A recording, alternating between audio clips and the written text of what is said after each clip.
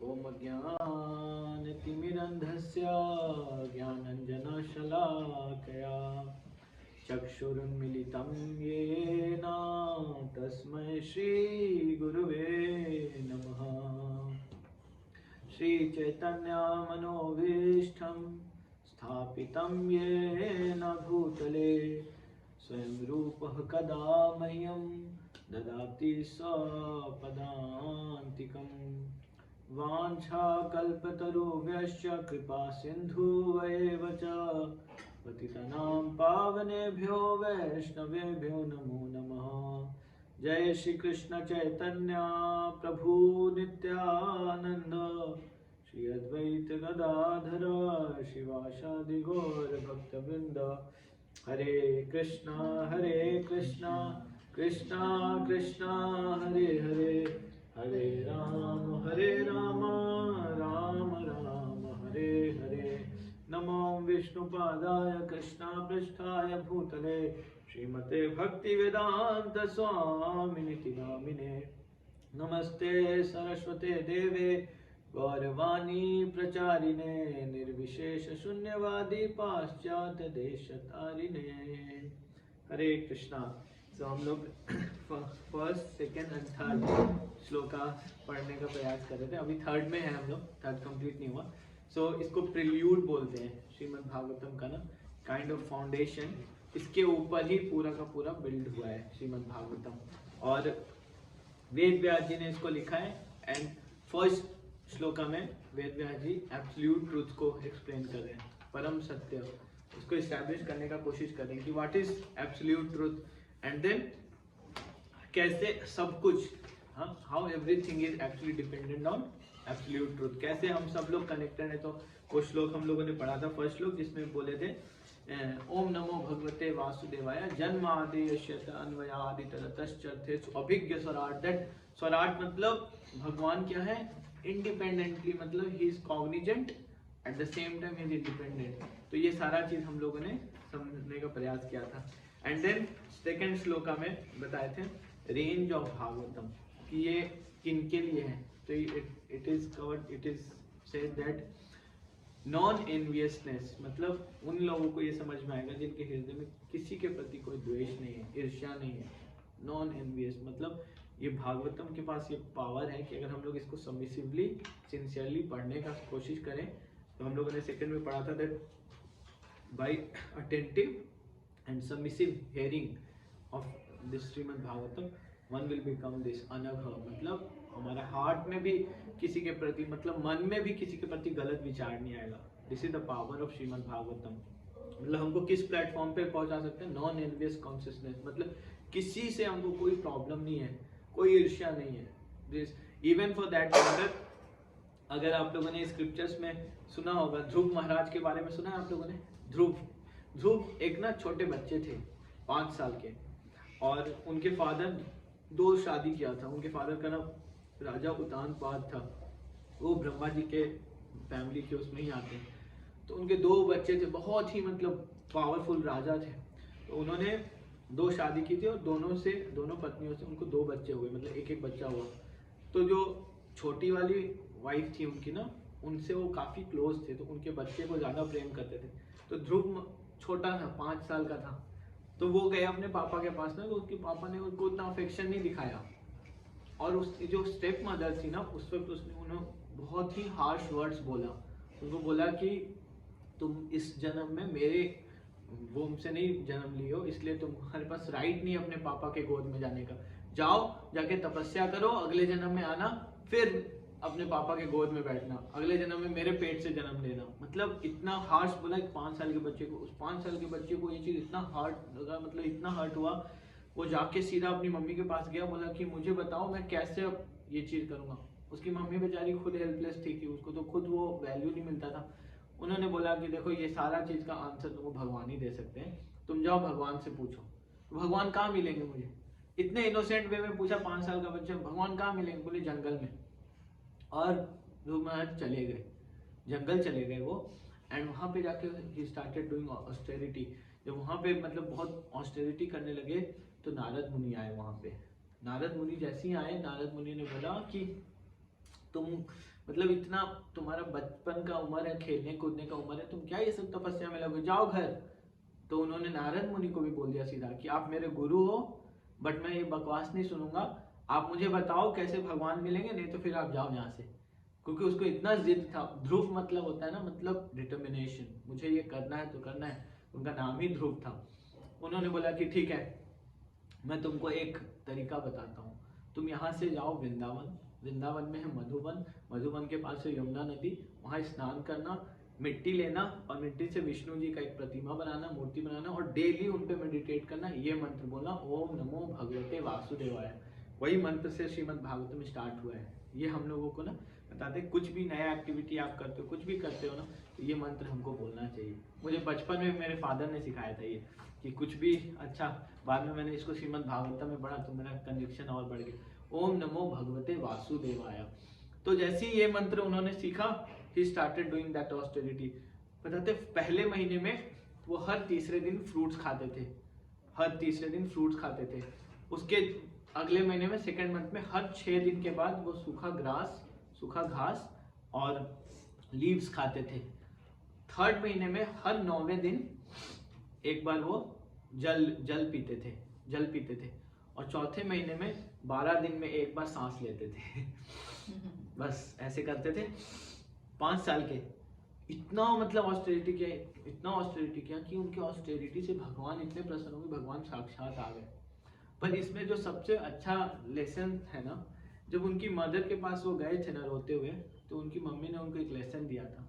उनकी मम्मी ने उनको बोला था कि बेटा देखो, तुम्हारी मदर ने तुमको ऐसा बोला, स्टेप मदर ने, पर तुम गलती से भी ना उनके प्रति कभी एनवियसनेस मत लाना, ईर्ष्या मत लाना, द्वेष मत लाना। क्योंकि अगर तुम द्वेष लाओगे ना, तो तुम जो भी भक्ति करोगे ना, वो सब उसी में चला जाएगा। भक्ति इज सो पावरफुल कि अगर हम लोग ना डिवोशनल एक्टिविटीज करते हैं, और अगर आपके मन में किसी के प्रति कुछ गलत विचार होगा ना, तो वो हो जाएगा। तो हम लोगों को कितना सेंसिटिव रहने का जरूरत है भक्ति जब हम लोग करते हैं।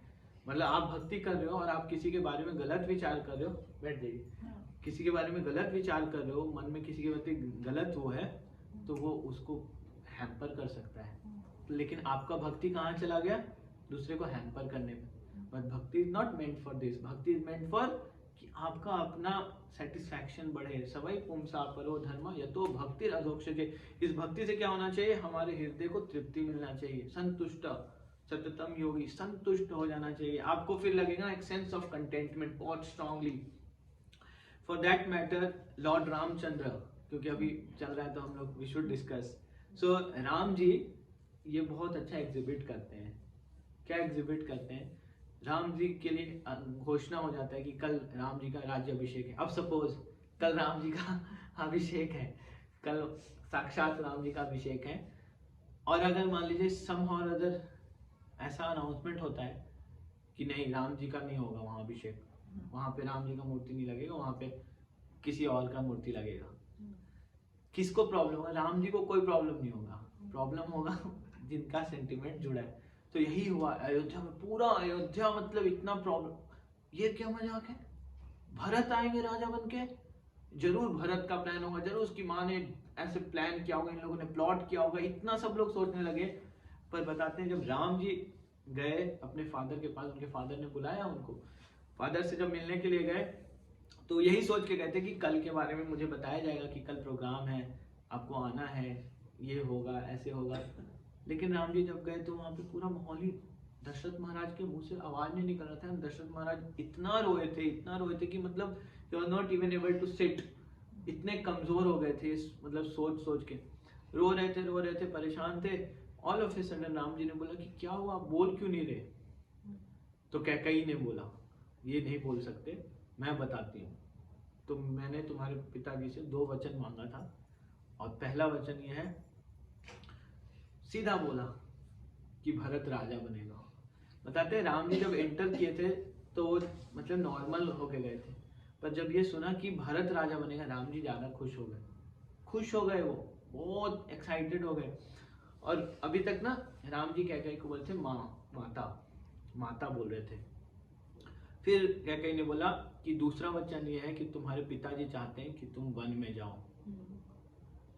ये चीज राम जी को ना हर्ट हुआ। बताते हैं क्यों हर्ट हुआ।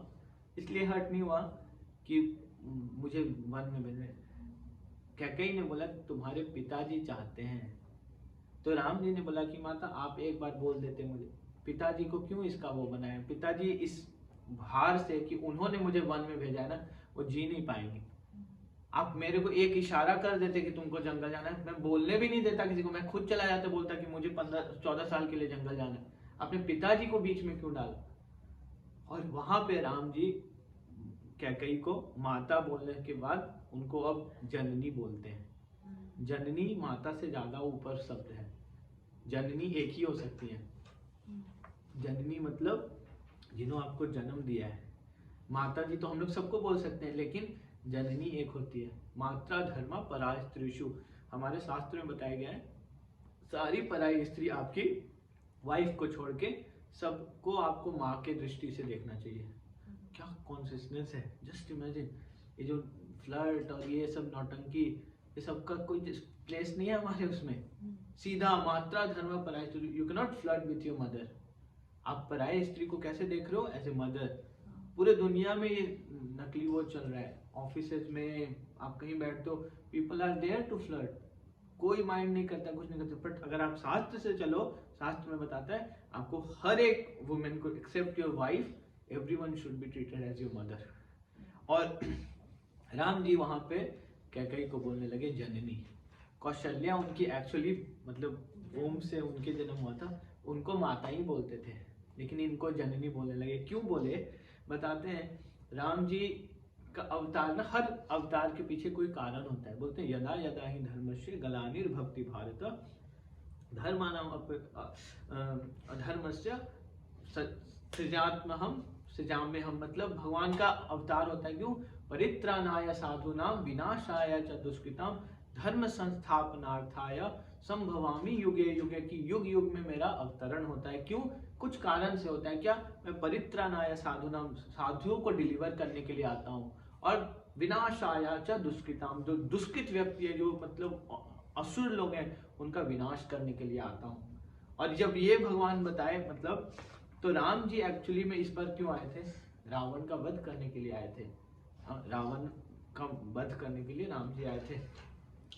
और साथ में वो वन में जाके ना अलग अलग ऋषि मुनियों के साथ समय बिताना चाहते थे, एसोसिएट करना चाहते थे साधु संतों के साथ। ये पूर्ण करने के लिए क्या किया, उनको मर्यादा में बांध दिया। और भगवान को हम लोग क्या बोलते हैं, जैसे ना कृष्ण भगवान को बोलते हैं लीला पुरुषोत्तम भगवान। लीला का मतलब क्या होता है ना, इंडिपेंडेंट, कुछ भी कर सकते हैं वो।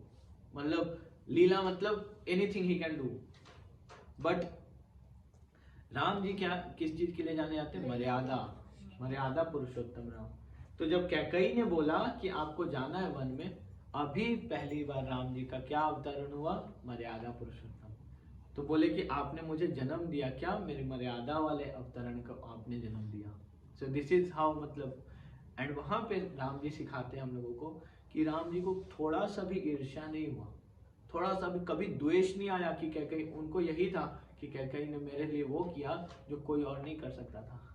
और हम लोगों के मन में कभी कभी ये विचार आता है, लेकिन ना राम जी का ये स्टोरी अगर हम लोग जानेंगे, तो बचपन में राम जी एक बार खेल रहे थे, तो उन्होंने जाके ना कैकेयी मैया के आंख को ऐसे जो करते हैं ना, आंख बंद किया और बोला कि पहचानो कौन। तो कैकेयी बोले कि कौन, शत्रुघ्न नहीं, लक्ष्मण नहीं, नहीं कौन कौन, बताओ बताओ बताओ बताओ, अच्छा कौन है कौन है कौन है। तो कैकेयी मैया हार गई। वो हार गई तो बोले कि बोलो राम बेटा क्या चाहिए तुमको। राम के साथ इतना प्रेम था, बोले क्या चाहिए तुमको। बोला मेरे को एक वरदान चाहिए। क्या वरदान चाहिए, मतलब कि वो वरदान आप दोगे मुझे ना, पूरा करोगे तो आपसे पूरा का पूरा अयोध्या वासी घृणा करेगा, आपका अपना पुत्र भरत आपका मुंह नहीं देखेगा। जब ये सब सुना तो कैकेयी के मन में आ सकता था कि इतना टफ टाइम क्यों दे रहे हो मुझे। लेकिन कैकेयी ने एक ही सवाल पूछा, तू मेरा मुंह देखेगा कि नहीं देखेगा। मतलब राम जी वॉज इम्पोर्टेंट उनके लिए, उनका अपना बेटा भी इम्पोर्टेंट नहीं था, लेकिन उनके लिए राम जी ज्यादा इम्पोर्टेंट थे। बोले तू मेरा मुख देखेगा कि नहीं देखेगा। बोले हाँ मैं तो हमेशा आपका मुख देखूंगा। तो बोले ओके डन। तो बोला कि मैं, मेरे को आपको वरदान ये देना है कि मुझे वन भेजने का आप जिम्मेदारी लो। तो उसके पीछे भी देयर वाज ए रीजन। मतलब भगवान के साथ कोई भी एक्टिविटी जुड़ा है ना, देयर इज सम रीजन। कोई भी चीज ना अपने आप नहीं हो रहा है। सो हम लोग जब इस उसको समझते हैं तो सेकंड श्लोका में भगवान ये सिखाते हैं कि हम लोग ये सारा पास्ट टाइम्स तभी समझ सकते हैं जब हम अपने हृदय में क्या रखेंगे, किसी के प्रति कोई द्वेष नहीं। हमारे हृदय में क्या होना चाहिए, अद्वेष्ट सर्वभूतानां मैत्रेय करुणा एव च। सबके प्रति हमारे हृदय में मैत्रेय भाव रहना चाहिए, करुणा। हम किसी के प्रति कोई गलत विचार नहीं रखते हैं। That is the power. मतलब ये जब हम लोग इस तरह से अपने लाइफ को एग्जीक्यूट करते हैं, और श्रीमद् भागवतम में ये पावर है, श्रीमद् भागवतम के पास ये पावर है कि श्रीमद् भागवतम हमारे हृदय में नेचुरली ये सारा का सारा चीज मतलब इन्वोक कर सकता है। एंड नाउ द थर्ड श्लोक है ना, जब हम लोग पढ़ लेते हैं, निगम कल्पतरोर गलितम फलम सुखामुखादमृत द्रव संयुतम पिबत भागवतम रसमालयम मुहुरहो रसिका भुवि भावुका। पहला श्लोक था एब्सोल्यूट ट्रूथ के बारे में बता रहा था, भगवान से हमारा क्या रिलेशनशिप है वो बता रहा था। सेकंड श्लोक हम लोगों को नॉन एनवियसनेस की तरफ लेके जा रहा था, एक कनेक्ट था वो। और थर्ड श्लोक क्या है, ये प्रयोजन है, जो कि क्या करना क्या है। तो हम लोगों को क्या करना है, इट सेज रसिक, क्या मुहुरहो रसिका भुवि भावुका। ये क्वालिफिकेशन क्या मांग रहा है, that we should become रसिका। रसिक मतलब क्या, जो इन सारे प्लेजर्स को, रस को, जिसको रस मेलो, इसको रिलीज कर पाए। और अब हम लोग पढ़ेंगे ना रस का मतलब क्या होता है, रस का मतलब क्या होता है। और इस संसार में एक्चुअली में everything is driven by this रस ओनली। रस का मतलब होता है काइंड ऑफ लव, और लव को डिफरेंट रसास में बांटा जा सकता है। जैसे एक मदर और एक बच्चे के बीच में प्रेम होता है, एक हस्बैंड और वाइफ के बीच में प्रेम होता है, एक सर्वेंट और एक ओनर के बीच में प्रेम होता है। सब प्रेम ही है बट डिफरेंट डिफरेंट टेस्ट है, द मेलो इज डिफरेंट। सो आज हम लोग इस श्लोक के माध्यम से इसको पढ़ने का कोशिश करेंगे। तो बताते हैं इस श्लोक में हम लोगों ने उस दिन भी डिस्कस किया था कि वैदिक नॉलेज जो है ना, उसका जो इसेंस है ना, इसका जो इसेंस है वो है श्रीमद् भागवतम। मतलब उसका जो सेंटर पॉइंट क्रक्स है वो है, मतलब ये पूरा का इसको अगर हम लोग इसका रस निकालेंगे ना वैदिक स्क्रिप्चर्स का, तो that will come as a love of Krishna, love of God, भगवान के प्रति प्रेम। ये डेवलप करना ये पूरे के पूरे वेदास का मतलब है। और बताते हैं कि वैदिक स्क्रिप्चर से आपको हर रस मिल सकता है। फॉर दैट मैटर देखो, अगर किसी को विमान उड़ाना है ना, वेदास आपको वो भी सिखा सकता है। विमान शास्त्र भी दिया हुआ है, रसायन शास्त्र भी दिया हुआ है, मतलब ये सारा का सारा गणित दिया हुआ है आपको।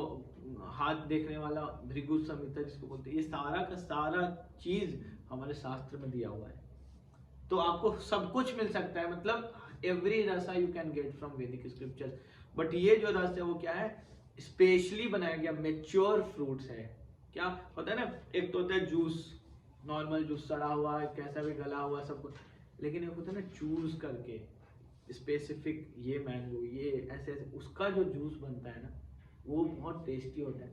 तो श्रीमद् भागवतम क्या है, पूरे के पूरे मेच्योर जो वैदिक उसका मेच्योर फ्रूट है। और कैसा है, राइपेंड फ्रूट है, पका हुआ, बिल्कुल मतलब पका हुआ। तो इसको कैसे आप अगर मान लीजिए बहुत ही सुंदर आम का पेड़ में आम लगा हुआ है और कंप्लीटली जूसी मैंगो, तो पता है क्या होता है, आप देखो कि वैसे मैंगो ट्रीज पे पैरेट्स आते हैं, और अगर पैरेट्स ने उस मैंगो को टच कर दिया ना अपने पिक से, तो समझो वो और ज्यादा मीठा हो जाता है। साइंटिफिकली हम लोग नहीं समझ सकते ये कैसे होता है, बट इट हैपेंस नेचुरली। कुछ कारण होता है, we don't know what, but उसकी वजह से होता क्या है, वो मीठा हो जाता है। वो मीठा हो जाता है, वो एक्सेस मीठा हो जाता है। आप लोग कभी टेस्ट करके देखना। मेरे घर पे आम का पेड़ होता था, तो मैंने ये एक्सपीरियंस किया है कि जो नॉर्मल मैंगोज होता था उससे ज्यादा मीठा होता था, जो ना, या तो मतलब तोते ने उसको काट के थोड़ा साइड से, तो क्या होता था, पका हुआ होता था, वो गिर जाता था, स्प्लैश होता था। तो सुबह सुबह हम लोग जाते थे तो वही आम दिखता था, तो उसको साइड से करके ना खाने, इतना मीठा होता था, इतना मीठा होता था, एकदम मिश्री की तरह। सो यहाँ पे वही बोलते हैं सुका मुखाद अमृत द्रव संयुतम, सुखदेव गोस्वामी के मुख से निकला है ये श्रीमद् भागवतम। और सुखदेव गोस्वामी कौन है?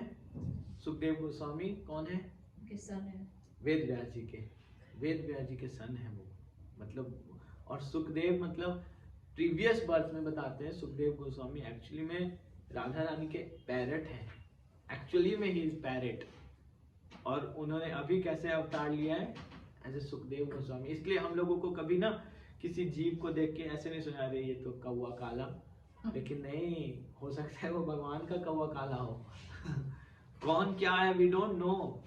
तो यहाँ पे सुखदेव गोस्वामी ने जब वो बोला, तो बताते हैं सुखदेव गोस्वामी के अंदर क्या क्वालिफिकेशन था।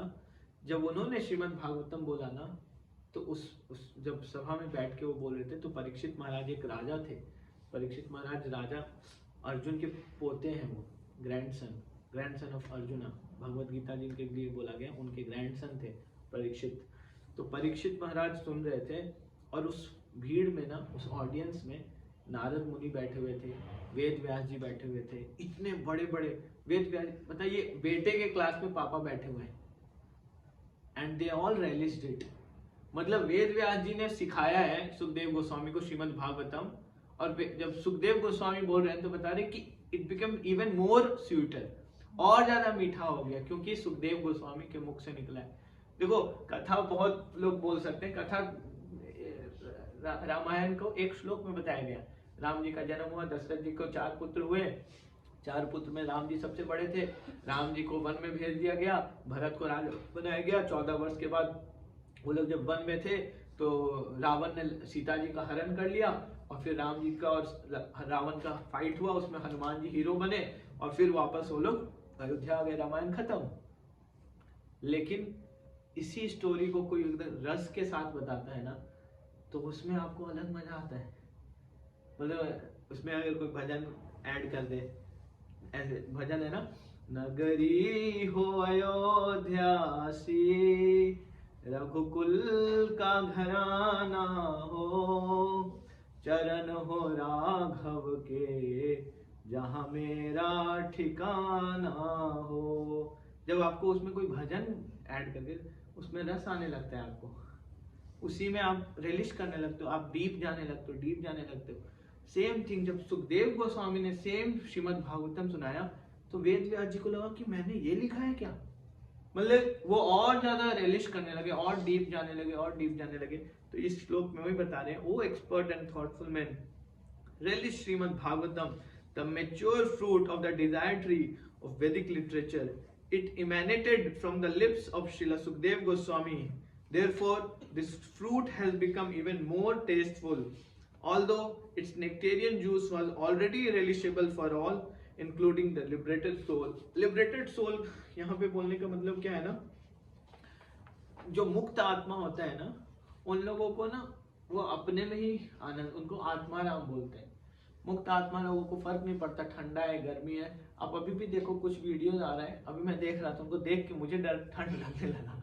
वो हिमालय में एक योगी बाबा मुक्त आत्मा बेचारे, वो अपने एक पैर पे ऐसे खड़े, और उन्होंने क्या किया, बर्फ जमा हुआ है सारे चारों तरफ, तो एक उनके पास ना एक काइंड ऑफ रॉड टाइप का लकड़ी था, उस लकड़ी से उन्होंने उसको हटाया, और उनके पास एक कमंडल था, और वो बर्फ फूट गया। बर्फ फूटता है तो उसके अंदर पानी होता है, उसने कमंडल से नहा लिया। मैं देख के ठंड लगने लगा कि तो लिबरेटेड जो मुक्त आत्मा है ना, उन लोगों को ये सबसे फर्क नहीं पड़ता, वो मुक्त हैं, इन सब चीज से ऊपर है वो, लेकिन वो भी श्रीमद् भागवतम को रिलीज करते हैं। दिस इज सो मतलब सो डीप सो स्वीट ना, कि इसको वो भी रिलीज करने लग जाते हैं श्रीमद् भागवतम को। एंड यहाँ पे फिर बताते हैं there are different types of rasas, तो हम लोग वो डिस्कस करना चाहते हैं आपसे। जो सबसे इम्पोर्टेंट बोलते हैं इसको ना प्राइमरी रसास ना, और आप लोग देखिएगा हम सब लोगों के लाइफ में कहीं ना ये रसास होता है। तो सबसे पहले बोलते हैं शांत रस, सेकंड इज साख्य रस, थर्ड इज दास्य रस, फोर्थ इज वात्सल्य रस, फिफ्थ इज माधुर्य रस। अब इसको कैसे एक्सप्लेन करना है, कैसे समझना है, तो बोलते हैं जो सबसे पहले शांत रस बताया गया। तो जैसे भगवान के साथ हमारा कोई रिलेशनशिप है ना, तो ट्री, पेड़, तो बताते हैं वृंदावन में जो पेड़ है ना, वो भी एक तरह का कुछ इंटीमेट रिलेशन है उसका भगवान के साथ, बट वो शांत है।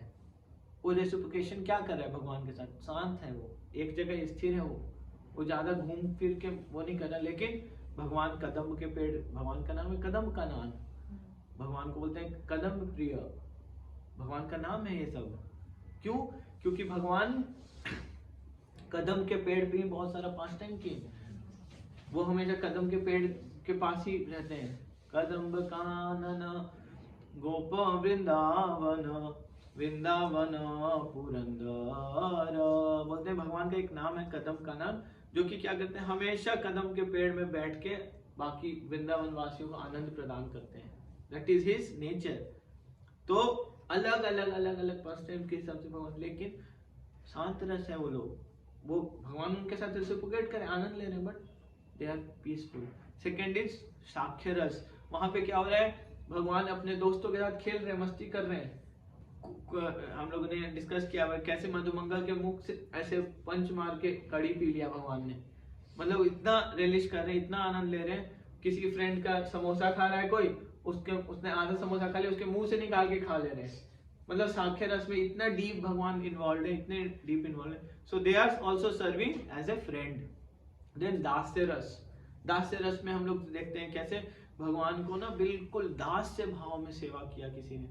जैसे सबरी, सबरी का उदाहरण अगर हम लोग देखें, राम जी के पास टाइम में सबरी किस भाव में सेवा करी थी। अगस्त्य मुनि उनके गुरु थे और वो उनको सर्व करती थी, बहुत लॉयल्टी के साथ सर्व करती थी। बताते हैं कि सबरी पिछले जन्म में रानी थी और उसने मतलब अपने गुरु से ये मांगा था कि मेरे को ये ब्लेसिंग दो कि मैं ना अगले जन्म में ना भगवान को साक्षात दर्शन करना चाहती हूँ, पर मैं रानी बनूंगी, बड़ा प्रोफाइल रहेगा मेरा ना, तो मेरे को लगेगा कि मैं ही महान हूँ, तो मुझे भगवान का क्या, तो मुझे लो प्रोफाइल बर्थ दो। मांगा सबरी ने, उनको उनके गुरु इतने खुश हुए उनसे। उनके गुरु ने उनको बोला कि तुम देखना दासी रूप में रहोगी, लेकिन साक्षात भगवान तुमको दर्शन देंगे। और इस आशा के साथ वो करते रही, सेवा करते रही। बोलते ना, ये भजन भी आप लोगों ने सुना होगा, रामा रामा रटते रटते बीती रे उमरिया, रामा रामा रटते रटते बीती रे उमरिया। पूरा उम्र बीत गया मेरा, मैं राम राम करती रही, आप आए क्यों नहीं। और फिर वो बोलते हैं कि प्रभु जी हमको भूल गए क्या, ऐसे करके सबरी कि सबरी की डगरी, आप सबरी का रास्ता भूल गए हो क्या, क्यों नहीं आ रहे हो। और एक दिन राम जी आ जाते हैं, राम जी को देखती है वो, तो उसका मतलब वो दास्य भाव किस में बदल जाता है, वात्सल्य भाव में। मतलब वो अभी तक दासी भाव में थी, वो एक एक बेर टेस्ट करके दे रही है, अपने जैसी मदद देती है बच्चे को ना, और भगवान का इतना केयर कर रही है, बैठो कुछ खा के जाओ, जैसे एक माँ करने लगती है। तो ये सारा रस ना लव से रिलेटेड है। ये सब मतलब एक तरह का प्रेम है, एक्सचेंज ऑफ लव, बट रस अलग अलग है। मतलब सब मीठा फ्रूट है, बट सब में टेस्ट अलग है। संतरा भी मीठा होता है, पर उसका मिठास और आम के मिठास में डिफरेंस है। खजूर भी मीठा होता है, जिलेबी भी मीठा होता है, पर डिफरेंस है, थोड़ा थोड़ा डिफरेंस है। तो उसी तरह से यहाँ पे हम लोग देख रहे हैं कि अलग अलग रस होता है। फिर साक्ष्य रस हो गया, दास्य रस हो गया, एंड देन वात्सल्य रस। वात्सल्य रस जैसे मदर यशोदा भगवान के लिए हमेशा चिंतित रहती थी, हमेशा सोचते रहती थी अब इसको क्या खिलाना है, अब ये करेगा, शाम को आएगा तो इसका पैर धोना होगा, ये बहुत बदमाशी करने लगा है, कुछ कुछ खाता रहता है तो इसके लिए हमको गोली बना के देना होगा। तो हमेशा उनका चिंतन ये रहता था कि कैसे इसको सर्व करना है। तो वात्सल्य मतलब motherly love for the child, एक बच्चे के प्रति जो माँ का लव होता है, ये भी एक काइंड ऑफ रसा है। एंड देन फिफ्थ रसा इज माधुर्य रस, जिसको कि ना दो माधुर्य रस में बोलते हैं, दो रसा। इसको समझना ना बहुत, इसके लिए हम लोग को स्पिरिचुअली बहुत एलिवेट होना पड़ेगा। We can not understand what kind of माधुर्य रस इट इज। माधुर्य रस दो तरह का होता है, एक तो होता है साख्या, एक होता है परकिया। साख्या मतलब जो नेचुरली एक हस्बैंड और वाइफ के बीच में होता है, लेकिन हम लोग देखते थे कि कि कृष्ण भगवान का रिलेशनशिप कैसे था, बोलते परकिया मतलब पराये स्त्रियों के साथ भी उनका रिलेशन था, और हम लोग नहीं समझते, और लेकिन शास्त्र के हिसाब से ये इससे टॉप मोस्ट रिलेशनशिप हो नहीं सकता है। हम लोग अगर इसको करेंगे ना तो इट इज एक्चुअली मतलब कंडेम किया जाएगा इसको, बिकॉज हमारा चेतना एंजॉयमेंट वाला है। बट जब भगवान का उस पास टाइम तो उसको हम लोग समझेंगे तो एक्चुअली में they all prayed for it. जन्म जन्म तक उन्होंने इसके लिए प्रे किया कि हमको ये बर्थ मिले, हम भगवान के क्लोज आ पाए। इतना डिटेल्ड है, और हम लोगों ने इसको पढ़ा है कैसे 16,108 शादी भगवान ने किया, लेकिन भगवान का वो शादी कैसा था, at a time 16,108 expansion Krishna ने किया। मतलब कृष्णा जब डांस करते होते थे ना तो सब कोई के साथ डांस कर रहे होते थे, because he supreme personality of God है, वो भगवान है। हम भगवान नहीं, हम तो आप दो लोगों के साथ डांस करके देखिए, आप फ्रस्ट्रेट हो जाएंगे। कोई आपको बोल देगा, कभी कोई और समझा देगा, कुछ और समझा देगा, मतलब you will get confuse, bewilder. आपको लगेगा कि मैं क्या कर रहा हूँ, किसको धोखा दे रहा हूँ, फ्रस्ट्रेट हो जाओगे। आप फोन ही लॉक करते करते में आपका जीवन कट जाएगा। फोन हटाओ, ये हटाओ, उसको डिलीट करो, उसका कॉन्टेक्ट, उसका नंबर कुछ और नाम से, उसका नंबर, कॉम्प्लिकेट हो जाओगे। लेकिन भगवान 16,108 शादी किए, 16,108 रानियों का अगर स्टेटमेंट देखें, देखो मैटर क्या करता है, मैटर तो ये करता है ना कि उनका क्या वर्जन था भाई। हम तो बहुत कुछ बोल सकते हैं, हम लोग कुछ भी बोल सकते हैं कि देखो ये हस्बैंड वाइफ के बीच में हम देख रहे हैं प्रॉब्लम है, बहुत प्रॉब्लम है, कुछ है भी नहीं तो भी प्रॉब्लम क्रिएट कर सकते हैं। मुझे लग रहा है अर्पित प्रभु का कुछ इंटेंशन ठीक नहीं लग रहा मुझे, आप ध्यान से रहो, आप बहुत ध्यान से रहना, आप ध्यान से रहना, आपको पूरा कॉन्शियस कर दें कि मुझे थोड़ा सा डाउट है, आप ध्यान दो, ध्यान दो। बोलते बोलते बोलते बोलते कलेश करा दिया। लेकिन इनका वर्जन क्या है वो मैटर करता है ना। व्हेन शी विल स्पीक कि नहीं, ही इज वेरी केयरिंग, वो तो इतना ध्यान रखते हैं, he is very open to me, वो तो बहुत ध्यान रखते हैं, ही इज ऑलवेज प्रेजेंट, मतलब ही इज नेवर इग्नोरिंग मी। उनका वर्जन ज्यादा इंपॉर्टेंट है, मैं थर्ड पर्सन कैसे बोल सकता हूँ। और वही होता है जब हम लोग यहाँ पे बात करने जाते हैं ना, हमको लगता है ना कि हमको एडवोकेसी करना है, 16,108 उन लोगों के साथ शोषण हुआ है, गलत हुआ है, हम लड़ेंगे उनके लिए, मतलब हम अपना एक एनजीओ खड़ा कर देते हैं उनके लिए, उस वक्त उनको राइट्स नहीं मिला, अब हम उनको अधिकार दिलाएंगे। हु आर वी, मतलब हम कौन है, हमको किसने दिया ये privilege? Just because we have a bad mouth हम उसको खोलते रहते हैं, बट बिना नॉलेज के, बिना उसके। जैसे अभी राम जी का वो चल रहा है तो बहुत लोग इस पे क्वेश्चन करते हैं कि राम जी ने सीता जी के साथ अन्याय क्यों किया। बहुत बड़ा क्वेश्चन है कि सीता जी को क्यों बैनिश किया, उन्होंने क्यों बोला कि तुम जाओ वाल्मीकि जी के आश्रम में रहो, क्यों ऐसा किया? ऐसे कौन कर सकता है आप हस्बैंड वो ऐसे वाइफ के लिए, जिस वाइफ ने मतलब रावण को त्याग दिया। रावण उनको इतना प्रपोजल देता था, इतना प्रपोजल देता था सीता जी को। सीता जी के पास ना एक घास का तिनका था, वो ऐसे देखती रहती थी उसको, उस घास के तिनकों को देखती थी। वो कभी अगर रावण की तरफ ऐसे देख लेती ना तो रावण भस्म हो जाता।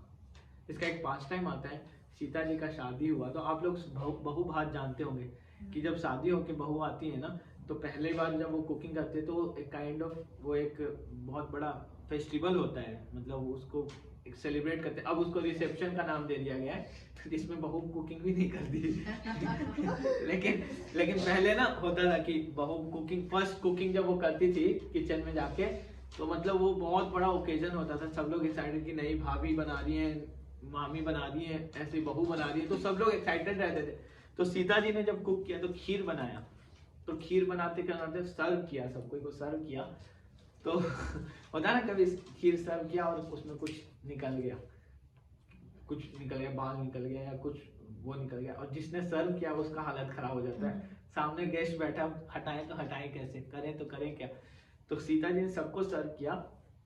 एक बॉल के अंदर ना जो दशरथ जी के पास बॉल गया था उसमें घास का तिनका था। अब सीता जी को नजर पड़ गया, अब करें तो करें क्या, जा भी नहीं सकते, क्या करें। और दशरथ जी वहां खड़े थे, दशरथ जी देखे कि सीता जी बहुत अनईजी हो रही, लेकिन सीता जी इतनी प्योर थी हार्ट से ना, उन्होंने उस पर मेडिटेट किया और वो घास का तिनका जल के खत्म हो गया, खत्म, वैनिश। तो दशरथ जी ने ये पावर देखा कि इसके अंदर ये सेवा का एटीट्यूड देखो कितना अच्छा है। That she went into the detail. तो दशरथ महाराज ने उनको ब्लेस दिया, ब्लेसिंग किया, बोला कि तुम्हारे पास ये शक्ति है कि तुमको कोई भी हार्म करने के लिए अगर आंख उठा के देखेगा ना, और तुमने उसके तरफ एक बार ऐसे आंख देख दिया तो वो भस्म हो जाएगा। ये पावर था सीता जी के पास, लेकिन सीता जी उस पावर को एक्सेस नहीं की। क्यों नहीं की? अगर रावण को सीता जी मारी होती ना तो लोग बोलते राम जी के बारे में कि देखो इसकी पत्नी ही इससे ज्यादा मजबूत थी, मार के आ गई। She wanted my husband to be glorified, that was her chastity. और राम जी ने उनको वैनिश कर दिया, उनको बोल दिया कि तुम जाओ जंगल में। तो ये बहुत बड़ा क्वेश्चन है राम जी के कैरेक्टर पे। तो इसको समझने के लिए ना मैं आप लोगों से एक क्वेश्चन पूछता हूँ, आप लोगों को इसका आंसर देना होगा, ठीक है? सपोज एक न्यूली मैरिड, मतलब 3-4 साल पहले शादी हुआ था, 3 साल का बच्चा है, और हस्बैंड वाइफ गुड़गांव में रहते थे। अभी उनका ना हस्बैंड का जॉब लग गया यूएसए में। हस्बैंड का जॉब लगा यूएसए में, पूरी सिचुएशन को समझिएगा ध्यान से। उसको क्या करना पड़ा, क्योंकि यूएसए जाने के लिए ना उसको वहाँ पे वीज़ा और अकाउंट में एक पर्टिकुलर अमाउंट दिखाना होता है, तभी आपको वीज़ा मिलता है लंबे टाइम के लिए। तो ये सब प्रोसेस करने के कारण ना उसको क्या करना पड़ा, अपना ये घर बेचना पड़ा। ये घर बेचना पड़ा, और उसकी मदर जो थी ना उसको एक छोटे से फ्लैट में 1 BHK लेके उसने वहाँ पे रेंट लेके अपनी मदर को रख दिया, क्योंकि मदर को अभी तुरंत वीज़ा नहीं मिल पा रहा था एंड मदर अकेली है। तो उसने अपने कज़न वगैरह को इन्फॉर्म कर दिया कि मेरी मदर यहाँ रहेगी, मैं 6 महीने बाद मदर को भी लेके जाऊँगा। और वो अमेरिका पहुँच गया। वो वहाँ पे पहुँचा, वहाँ पे अब जाके सब कुछ स्टैब्लिश किया, रेंट वेंट देते देते एक घर लेना पड़ा उसको। घर लिया उसने, वहाँ पे पूरा पैसा उसका चला गया, लोन और आ गया and now he just started his new job. उसका नया रोल अपना स्टार्ट किया। अभी वाइफ के पास कोई जॉब नहीं है, वाइफ ने यहाँ का करियर अपना छोड़ दिया। छोटी बच्ची भी है, उसका भी ध्यान रखना है। अभी क्या हुआ, 1 वीक ही हुआ था उसको जॉब करते करते, यहाँ इंडिया से कॉल गया कि मदर एक्सपायर हो गई। अभी उसको क्या करना चाहिए? तो उसने सीधा मेल ड्राफ्ट किया, उसने लिखा कि आई नीड, मतलब लीव चाहिए मुझे 10 दिन का, क्योंकि मुझे इंडिया जाना पड़ेगी, मेरी मदर एक्सपायर हो गई हैं। मेल का रिवर्ट आया कि मतलब हम इतने रिचुअल्स में विश्वास नहीं करते हैं, it's up to you, take this call, you are independent to take this decisions, but आपको यहाँ से रिजाइन करना पड़ेगा विथ 3 months ऑफ सैलरी आपको देना पड़ेगा। अब ऑलरेडी वो कर्ज में है, यहाँ का घर बेच चुका है, वहाँ एक लोन लेके घर ले लिया है, 3 महीने का सैलरी, एक यंग वाइफ, 2 साल की बेटी।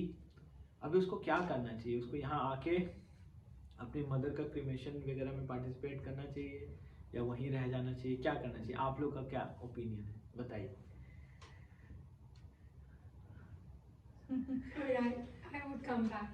आप वापस आओगे तो आपको शर्म नहीं आएगा ये सोच के कि आपका 2 साल की बच्ची है? Bring the family back, everyone. उनका तो पूरा जीवन आपने दांव पे लगा दिया ना। कोई बात नहीं, we will struggle here and do it. कैसे करोगे?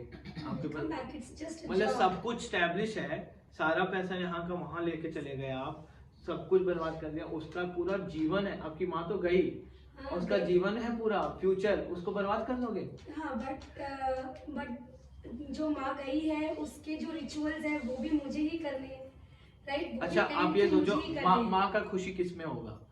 माँ जब देखेगी कि मेरा बच्चा सब स्टैब्लिश था, उसका जॉब चला गया, यहाँ पे उसको दोबारा जॉब मिले ना मिले, माँ का खुशी किस में होगा? That depends upon a person. It's personally, I feel when I have left India and went there, I'm capable to come back and get the job. So it's important to me to be there with my mother when she leaves. मतलब आपके लिए वो 2 साल की बच्ची का emotions matter नहीं? No, बच्ची also will not have the emotion. They should agree with they may be agreeing with the parents. आप अपना आइडिया कैसे इम्पोज कर सकते हैं?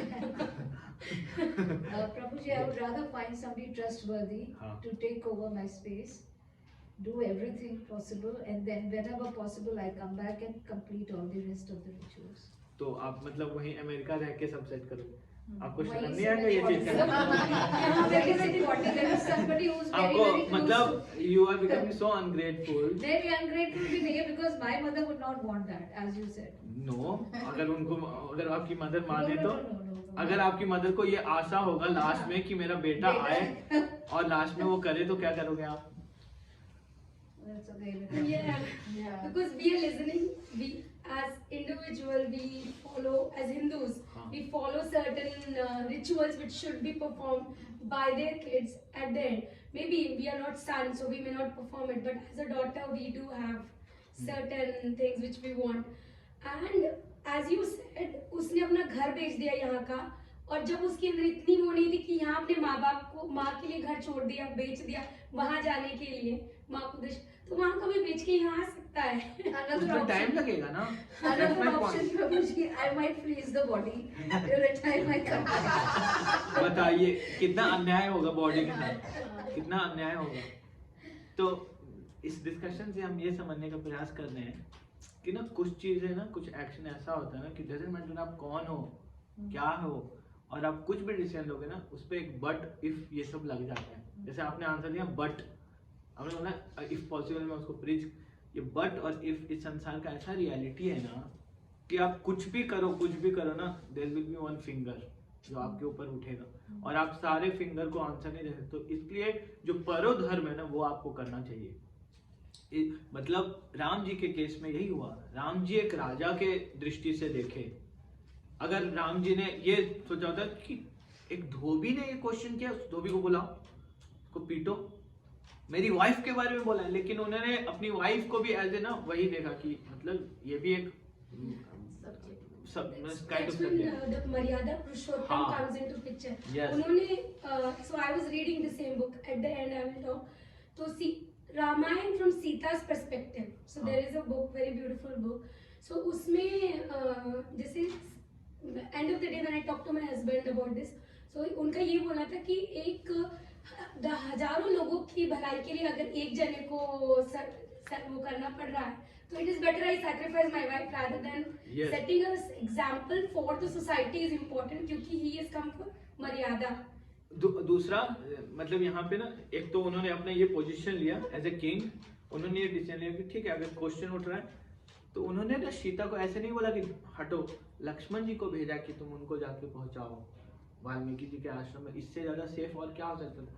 अब इसका सेकंड वर्जन, राम जी अकेले थे, सीता जी अकेली थी. राम जी चाहते दूसरा शादी कर सकते थे ना, आराम से रहते, राजा थे वो, कौन पूछता उनको, कौन क्वेश्चन कर सकता था, कोई नहीं कर सकता था. पहले तो लोग करते थे राजा लोग, उन्होंने शादी नहीं किया.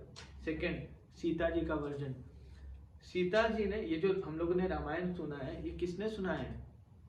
लव कुश ने सुनाया है. लव कुश को किसने सिखाया? सीता जी ने. अब ये बताओ, कोई हस्बैंड और वाइफ के बीच सेपरेशन होता है और एक बच्चा जिस पार्टनर के साथ चला जाता है, वो बच्चा इतना इन्फेक्शियस हो जाता है एक पार्टनर के अगेंस्ट ना, इतना इन्फेक्शियस. बट यहाँ तो ऑपोजिट है.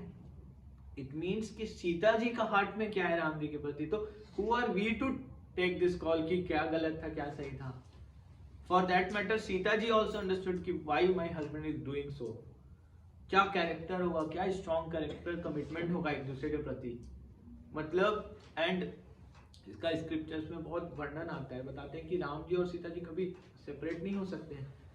और इवन फॉर दैट मैटर जो सीता जी रावण के साथ गई थी ना, वो छाया सीता उनको बोला जाता है कि it's a big past time. हम लोग कभी इसको डिस्कस करेंगे. मतलब she was not the real Sita ji, वो एक मतलब काइंड ऑफ सिंबल जिसको बोलते हैं ना, वो थी सीता जी की छाया मात्र. और पिछले जन्म में उनका नाम कुछ था और रावण ने उसके साथ गलत बिहेव किया था. उसने श्राप दिया था कि तुम अगर अब किसी के साथ जबरदस्ती किए ना तो तुम उसी वक्त भस्म हो जाओ. तो मतलब हर चीज के पीछे एक पास्ट टाइम्स है, और हम लोग ना उसको बहुत मटेरियल एंगल से जज करने के लिए रेडी रहते हैं. बट इस केस में हम लोग देखते हैं मतलब माधुर्य रस का ऐसा प्रतिम, इतना हाई डेफिनेशन सेट किया हुआ है ना शास्त्रों में. सीता जी ने कभी कंप्लेन नहीं किया राम जी के बारे में. शी केप्ट ऑन, वो उस तृण को देखते रहती थी, कभी रावण की तरफ देखा तक नहीं. That was her purity. बताते हैं हनुमान जी जब ना पहुंचे लंका में और ढूंढ लिया उन्होंने सीता जी को, तो हनुमान जी ने बोला कि मैं तो राम जी और लक्ष्मण दोनों जी को कंधे पे उठा के लेके गया, चलो आपको उठा लेता हूँ, लेके चलता हूँ. सीता जी बोले कि इससे मेरे हस्बैंड का वो होगा, क्यों मतलब उसने खुद रिसीव करें. आप लोग सब हस्बैंड वाइफ का रिलेशन आप लोगों ने रिलीज किया है. आपके लाइफ का कुछ स्पेशल दिन होता है, आप मायके गए हो या कहीं पे गए हो, हॉस्पिटल गए हो किसी चीज के लिए, आपका हस्बैंड ड्राइवर को भेजे, जाओ मेरी वाइफ को लेके आ जाओ, आपको कैसा लगेगा? ड्राइवर पे पूरा खुंदस निकाल दो, मार के उसको खत्म हो जाए। लेकिन अगर हस्बैंड खुद आए गाड़ी लेके, तो आपको लगता है ना स्पेशल। तो दिस इज नेचुरल, मतलब इतना हमारे शास्त्र में सब कुछ सिखाया हुआ है। सीता जी ने बोला कि इट विल बी लाइक, मतलब मेरे हस्बैंड का इसमें ग्लोरीज नहीं होगा, let my husband come and take me home. मतलब इतना हृदय, मतलब हम लोग नहीं समझ सकते कितना, always they are conscious about glorifying their lord. भगवान को ग्लोरीफाई करने के लिए उनका पूरा जीवन, मतलब पूरा का पूरा, तस्माद एके न मनसा भगवान सात्वताम पति श्रोतव्य कीर्तितव्य च ध्येय पूज्य स नित्य। ऐसे भक्तों का एक ही नित्य जीवन का आदेश होता है, मतलब उनका पर्पस होता है कि तस्माद एके न मनसा, एक मन से वो भगवान के गुणगान को, ग्लोरीज को फैलाते जाए। और हम लोग ये सारा कृष्ण के बुक में, रामायण में हम लोग यही सीखते हैं, यही समझते हैं। And then comes 7 secondary rasas, जो कि इन 5 प्रोमिनेंट रसास में, हाँ, मतलब इफेक्ट मैटर करता है। वो क्या है? हास्य रस। हास्य रस मतलब हंसी मजाक जो होता है, वो हर माधुर्य रस में भी होता है। हंसी मजाक खिंचाता नहीं होता ना, मजाक करना, ये फ्रेंडली उसमें भी होता है, दास्य भाव में भी होता है, हर भाव में आपको साक्ष्य में हास्य मिलता है। देन बोलते हैं अद्भुत रस। अद्भुत रस मतलब एकदम से सरप्राइज हो जाना, आपका बर्थडे और किसी ने आपके लिए, वाओ, ये भी एक रस है, काइंड ऑफ टेस्ट है, ये भी काइंड ऑफ लव है, हाँ, अद्भुत, वाओ। एंड देन वीर्य रस। आपको झगड़ा करना है, आप किससे झगड़ा करोगे? अगर आपको मान लो कि बहुत खुंदस आ रहा है झगड़ा करने को, आप बगल वाले टावर में किसी से जाके झगड़ नहीं सकते, झगड़ोगे तो असली में झगड़ा हो जाएगा। तो आप घर में ही झगड़ते हो ना, तो झगड़ा भी काइंड ऑफ प्रेम का ही वो है। This is also a loving, मतलब वीर्य रस। वीर्य रस, ये रस भीष्म पितामह और कृष्ण के बीच में था। भीष्म पितामह और कृष्ण के बीच में इतना प्रेम था, लेकिन दोनों सामने से फाइट कर रहे थे। भीष्म पितामह मारे जा रहे थे, धनुष मारे जा रहे थे, तीर धनुष चला रहे हैं, तीर पे तीर, और हनुमान कृष्णा के यहाँ बाजुओं में लग रहा है, यहाँ लग रहा है, उनके बाल पे से जा रहा है, ब्लीड हो रहा है, और भीष्म पितामह खुश हो रहे हैं। और भीष्म पितामह इतने बड़े भक्त हैं भगवान के, और उनको फोर्स कर दिया कृष्णा को उनका वचन तोड़ने के लिए। तो ये वीर्य रस इसको बोलते हैं। देन दया रस, दया आ जाना, मतलब ओ बेचारा, ये एक, मतलब सारे रसों में ये सारा कभी भी आ सकता है। मदर को दया आ सकता है, वाइफ को दया आ सकता है, हस्बैंड को दया आ सकता है, मतलब फ्रेंड को दया आ सकता है। देन इसको बोलते हैं विवत्सा। विवत्सा मतलब शॉक, एकदम से शॉक हो जाना, ये भी एक काइंड ऑफ रस है। And then भयानका। भयानका मतलब हॉरर। यस, भयानक मतलब हॉरर। हम लोग देखते हैं इस संसार में, देखो बहुत क्रूड एग्जांपल्स है, बट समटाइम्स वी सी प्रेम में व्यक्ति इतना जल जाता है कि सामने वाले को मार देता है, भयानक रूप ले लेता है, उसको लगता है मैं प्रेम कर रहा था, उसी में उसको मार देता है। समटाइम्स वी सी दैट पूरे फैमिली को लेकर मार दिया, खत्म कर दिया, भयानक, मतलब ये भी एक काइंड ऑफ वो है। और ये सारे चीज को अगर प्रॉपरली नहीं समझा जाए ना, पीपल आर बिकमिंग विशियस। ये सब रस को समझने के लिए वी ऑल नीड ए गुरु, जो हमको ये सब समझाए, पदम पदम, एक एक स्टेप पे हमको गाइडेंस चाहिए। अदरवाइज हम लोग अपने विम्स के हिसाब से, अपने मन के हिसाब से ये सारा एग्जीक्यूट करते हैं, हम प्रॉब्लम पे प्रॉब्लम क्रिएट करते जाते हैं, अपने लिए, दूसरों के लिए। एंड आई थिंक एक मिसिंग है ना अभी तक, लास्ट रौद्र। रौद्र मतलब एंगर, क्रोध भी होता है ना। कभी कभी बच्चों के ऊपर मम्मी पापा का क्रोध होता है। विहान, आपको मम्मी पापा क्रोध करते हैं, गुस्सा करते हैं? उल्टा आप करते हो। तो क्रोध का मतलब, क्रोध क्यों करते हैं? Kind of to show my care. क्या कर रहे हो आप? सॉक्स कहाँ है आपका, सॉक्स क्यों नहीं पहना? तो क्रोध है बट किस लिए है? For good, for their good. मतलब ये सारा का सारा इसको बोलते हैं मेलो। और बताते हैं एक्चुअली ना ये पूरा का पूरा संसार इस मेलो से ही चल रहा है। हम सब लोगों के लाइफ में जितना रिलेशनशिप एग्जिस्ट करता है ना, ये सब मेलोज के लिए ही है। हमको कहीं ना कहीं से कुछ ना कुछ मिलता है, तभी we are doing all these things. It is मतलब हमारे ये लाइफ बिना लव के नहीं चल सकता। व्यक्ति सुबह से जाके रात तक काम करता है, इतना मेहनत करता है, क्या आपको लगता है वो पैसे के लिए कर रहा है? पैसे के लिए नहीं कर रहा है, वो इसके लिए कर रहा है कि उस पैसे से वो अपने प्रेम को मतलब एग्जीक्यूट कर पाएगा, फैमिली का केयर कर पाएगा इन डिफरेंट वेज। कोई व्यक्ति है जिसको देश से इतना प्रेम है कि वो देश के लिए कुछ भी करने के लिए तैयार है। कोई व्यक्ति है उसको भगवान से इतना प्रेम है, इतना प्रेम है, तपस्या पे तपस्या किया जा रहा है, ऑस्टेरिटी पे ऑस्टेरिटी। श्रील प्रभुपाद को भगवान से इतना प्रेम था, कृष्णा से इतना प्रेम था that at the age of 70 he took this मतलब risk of going to मतलब अमेरिका। कैसे? सी के रास्ते से, समुद्र के रास्ते से एक शिप में बैठ के गए। Second day he got 2 heart attacks, because ship में क्या होता है ना, आपको सी सिकनेस होता है, ऐसे होता है ऊपर नीचे। If that was 50 years earlier and he did it when he was sick, हाँ he was 120. क्या बोल रहे हैं? Oh, Now he is not alive. So he left his body just after 10 years of that incident. मतलब that time he was 70 and when he left his body he was 81. So 81 years में प्रभुपाद जी ने शरीर छोड़ दिया था। 10 साल में he established 108 temples, translated 80 books, traveled 14 times across the globe, wrote 6000 letters। मतलब ये सारा कुछ कैसे कर सकते थे प्रभुपाद 10 साल में? अगर आप सोचो एक 80 साल के व्यक्ति से आप मिलो तो उसको मतलब ही नीड्स रेस्ट, उसको 8-10 घंटे का रेस्ट चाहिए होता है। प्रभुपाद 11 बजे रात को सोते थे, 1 बजे उठते थे, 2 घंटा का रेस्ट था प्रभुपाद का। पूरे दिन में एक टाइम प्रसाद पाते थे, लेकिन प्रसाद प्रभुपाद ना बिल्कुल आइडियली बैठ के पाते थे। 45 मिनट्स लगते था प्रभुपाद को प्रसाद पाते थे, बिल्कुल सीधा बैठ के। उनका वीडियो आप देखोगे ना, इतना बड़े थाली में प्रभुपाद के अलग अलग डिशेज होते थे और वो प्रभुपाद हर उसमें से थोड़ा थोड़ा टेस्ट करते थे। मतलब ऐसा नहीं कि बहुत सारा खाते, बट एज ए रेसिप्रोकेशन उनके डिसाइपल इतना सर्व करते थे, उनके लिए बनाते थे बहुत सारा। और प्रभुपाद के अंदर इतना प्रेम था कि वो सेम प्रेम वो दूसरों के हृदय में भी दे सकते थे। जो रस का बात हो रहा है ना, क्या बोलते हैं, मुहुर असो रसिका भुवि भावुका। ये वही लोग समझ सकते हैं जिसके हृदय में वो रस हो, रसिक बोलते हैं। ये बहुत हाई वो है क्वालिफिकेशन, बहुत हाई। नॉन एनवियस ये सबसे बहुत ऊपर है।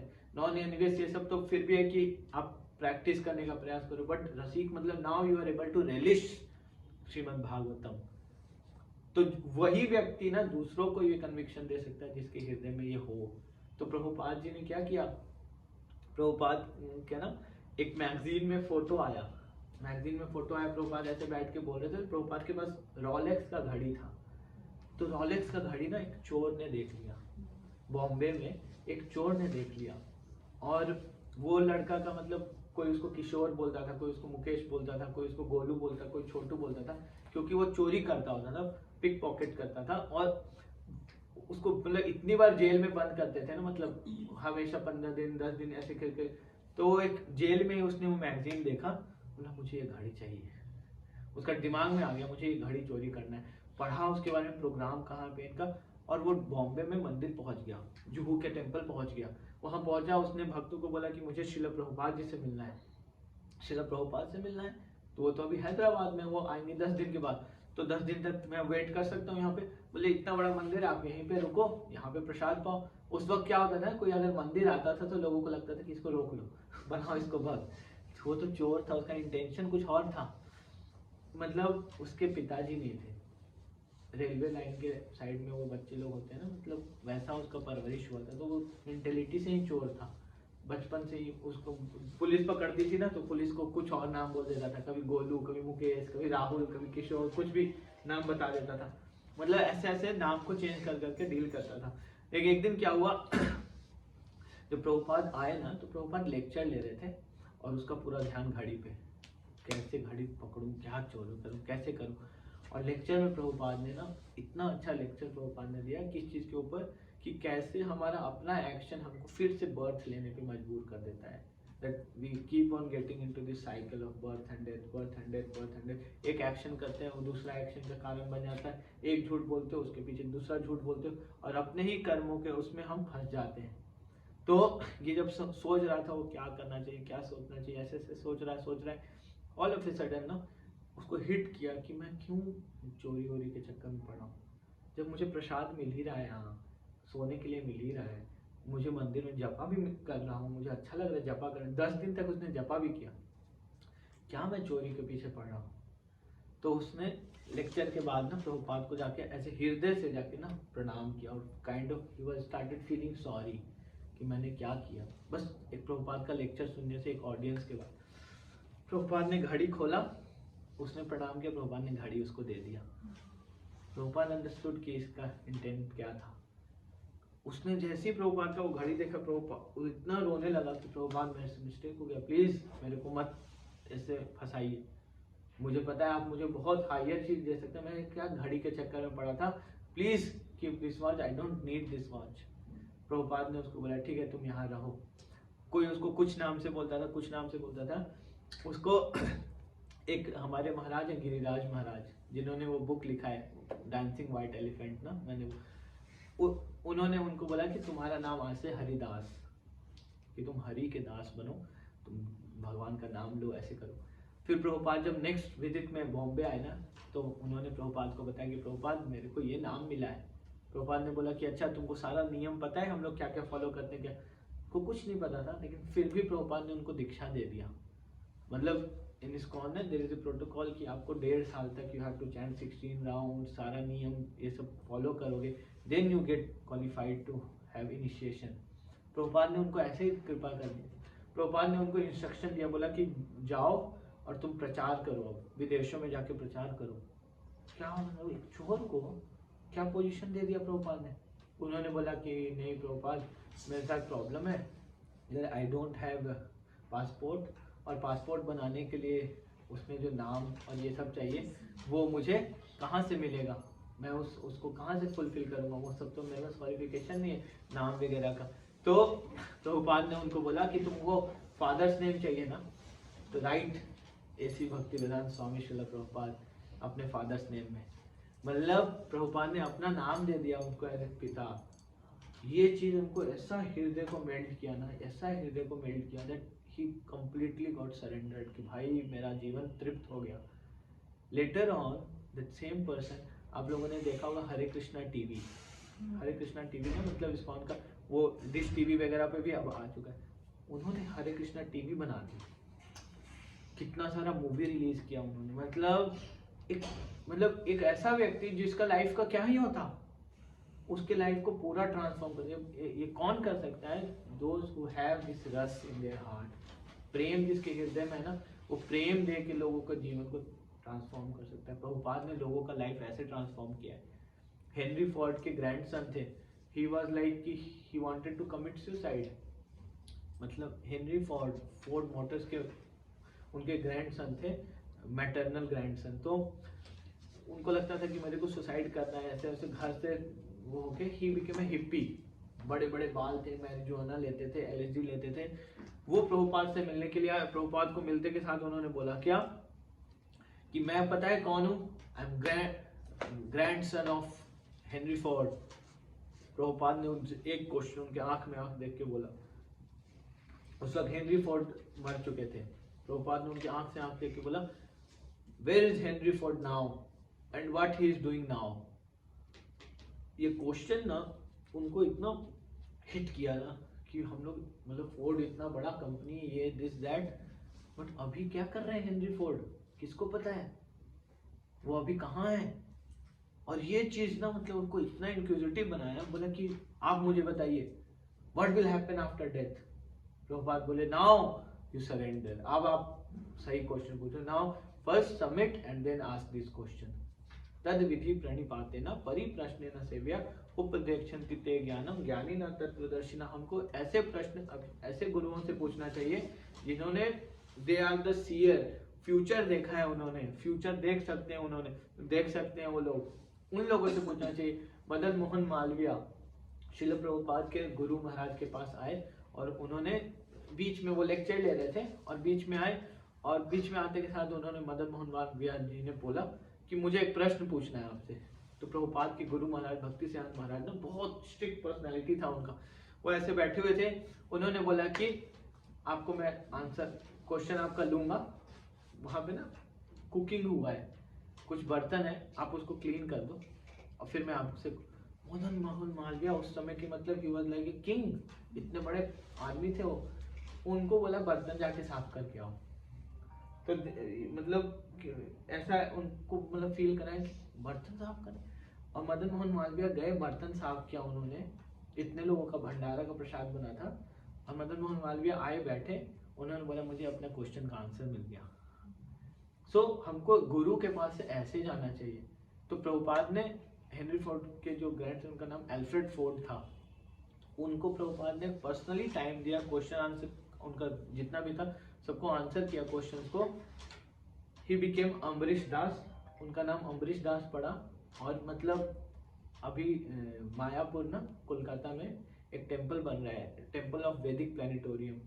उन्होंने उस मंदिर के लिए 650 करोड़ रुपया डोनेशन दिया। जो व्यक्ति सुसाइड करने वाला था, जिसको लग रहा था कि मैं कुछ नहीं कर सकता अपनी लाइफ में, ही बिकम अम्बरीश दास। उन्होंने एक इंडियन लड़की से शादी किया एंड उन्होंने, उनका जो हिस्सा मिला ना, तो फोर्ड मोटर्स अलग था और उनका यूनिवर्सिटीज वगैरह था। In his university he started MBA based on वैदिक कल्चर, मतलब वेदास से प्रिंसिपल्स रह के MBA कराते हैं वहाँ पे। मतलब कितना बड़ा कंट्रीब्यूशन कर दिया। एंड उन्होंने ये डिसाइड किया कि मैं अपनी लाइफ को खत्म कर दूंगा। So this is power of love. जब व्यक्ति को प्रेम मिलता है ना, एक्चुअली में लोगों का हृदय ट्रांसफॉर्म हो सकता है। सो प्रभुपाद जी ने ऐसा किया है, और ये क्वालिफिकेशन है क्या, श्रीमद् भागवतम पढ़ने का और श्रीमद् भागवतम को सुनाने का। हमारे हृदय में इतना प्रेम होना चाहिए। एंड देन ये अब ना यहाँ तक प्रिल्यूड था, 3rd श्लोक आता, ना 4th ऑनवर्ड ना स्टार्ट होगा एक्चुअली में ना ये कन्वर्सेशन, क्या कि कैसे बहुत सारे ऋषि मुनि ये लोग ना सूत गोस्वामी के पास गए। सूत गोस्वामी कौन थे, ये सारा चीज तो हम लोग ये नेक्स्ट क्लास में करेंगे। अभी हम लोग थोड़ा सा लास्ट टाइम जो हम लोग डिस्कस किए थे, हम लोग थोड़ा ना रिवाइज करके बताएंगे कि हम लोगों ने पिछले क्लास में क्या पढ़ा था, और हर क्लास में हम लोग यही करेंगे। इस क्लास का हम लोग नेक्स्ट क्लास में for 10-15 minutes we will discuss. So, then stop this. Thank you all very much.